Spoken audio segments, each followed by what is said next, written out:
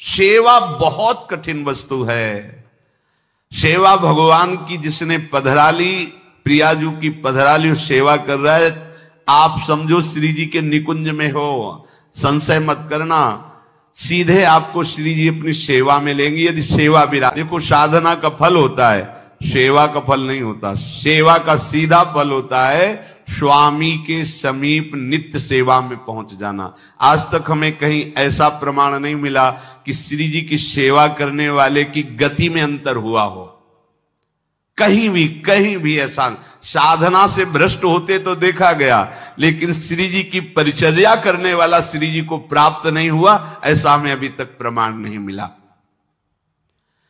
ये श्री राधा मोहन जी के आराध्य देव थे, आस्करन जी के, और ये सेवा में मगन रहते। देखो जब आप ठाकुर सेवा, जैसे आपको कि अब हम सेवा में रहेंगे तो हमारा काम कौन करेगा, तो पूरी सृष्टि तुम्हारे काम से चल रही है, तुम्हारे चलाए चल रही। अरे कुछ समय, घड़ी दो घड़ी तुम ऐसी निकालो जिससे एकांत चित्त से आनंद पूर्वक अपने लाडले ठाकुर को दुलार कर सको। उनको श्रृंगार करो, भोग लगाओ, आरती करो, 4 परिक्रमा करो, साष्टांग दंडवत करो। जीवन का परम लाभ है ये।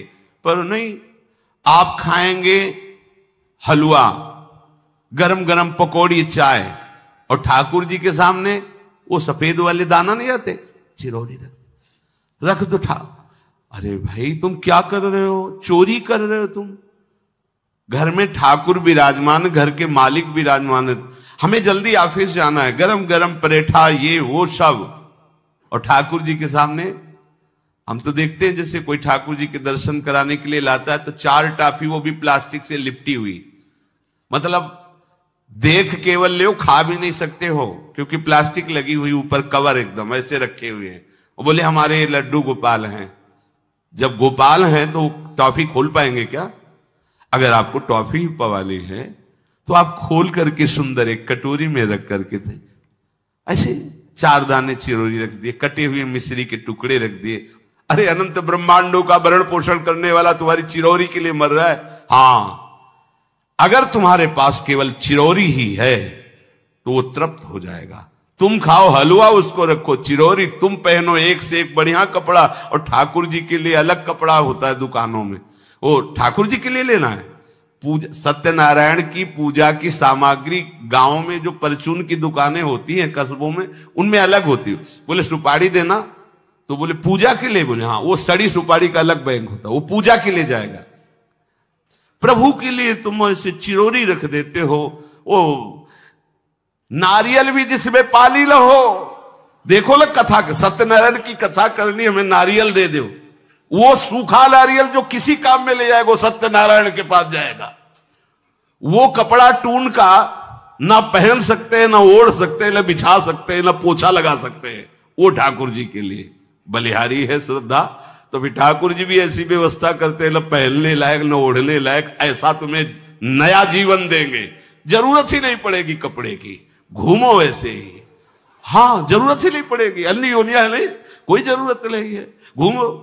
इसलिए सावधान। भगवत सेवा का तात्पर्य है उत्तम भोग लगाए मोर मरकट को से। स्वामी जी महाराज परम विरक्त, वैराग्य की चरम सीमा स्वामी श्री हरिदास जी, लेकिन उत्तम भोग लगाए ठाकुर जी को। उत्तम तुम्हारे पास जो कुछ है उसमें सबसे बढ़िया भोग बनाओ। धन्ना जी के पास बाजरा की रोटी भी पूरी नहीं थी कि भरपेट पाले, तो 1 रोटी रोज ठाकुर को रखते थे। आधी ठाकुर जी पाते थे, आधी आप पाते थे। सुदामा जी के पास कौन सा माखन मिश्री था?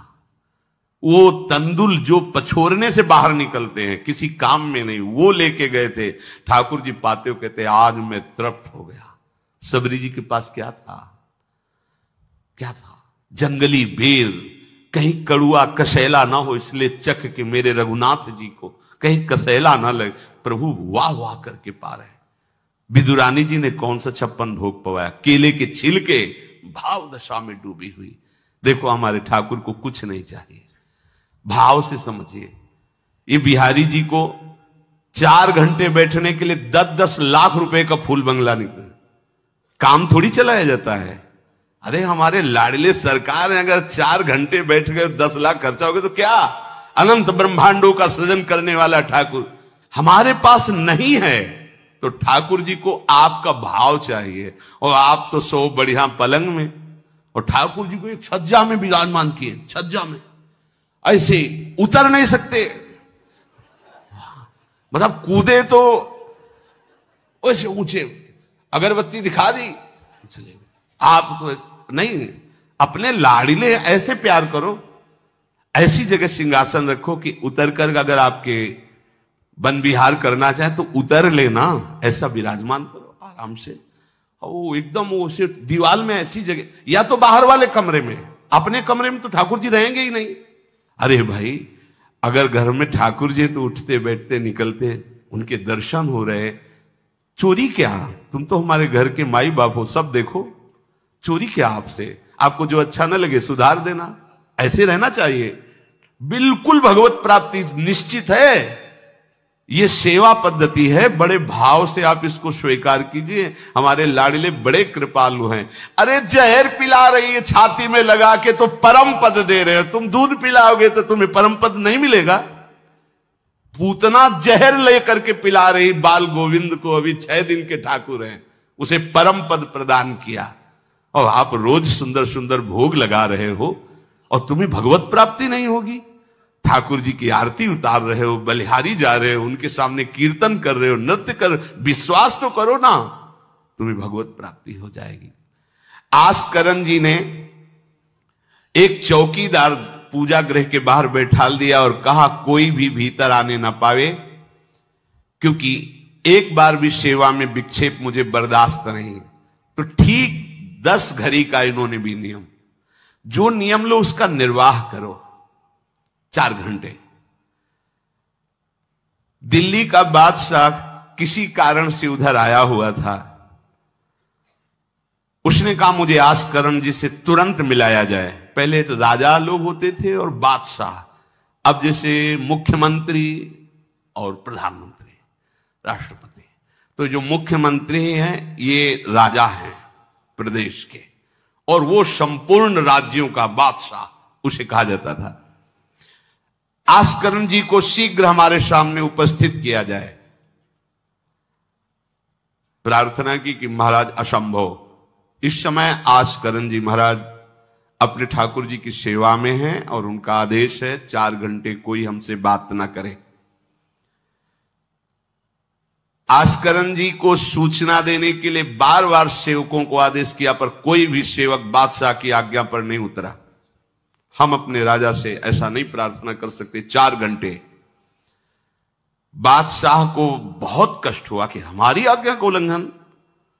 तुरंत आदेश किया सेनापति को, बुलाओ, देखते हैं कि हमारी आज्ञा का उल्लंघन का परिणाम क्या होता है। सेनापति तुरंत उपस्थित हुआ। इस नगर के सबको दंड दिया जाए और बंदी बनाकर आस्करण को हमारे सामने लाया जाए, क्योंकि बादशाह है।